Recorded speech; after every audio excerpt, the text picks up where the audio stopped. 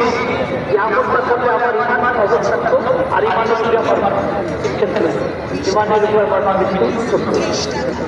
তখন আল্লাহ বললেন যে তুমি প্রত্যেক বদরের সুন্নতের করোনার আগে এই কথা মানব।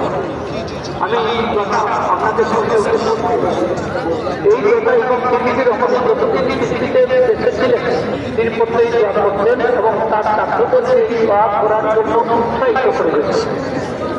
সেই কথা হচ্ছে এলাহি বিহুরমতিল হাসান ওয়া আখিহি ওয়া তাবিহি ওয়া বানিহি ওয়া উম্মিহি ওয়া আবিহি নাজনি মিনাল গাম্মি আল্লাযী আনা ফীহি ইয়া হায়্যু ইয়া কাইয়্যুম ইয়া যাল জালালি ওয়াল ইকরাম আসআল মুস্তাফিনি কলবি বিনুর ইমান ইয়া আল্লাহু ইয়া আল্লাহু ইয়া রাব্বি।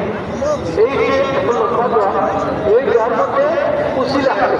তিনি দোয়া করেছেন এলাহি বিহুরমতিল হাসান ওয়া আখিহি, হে আমার আল্লাহ ইমাম হাসান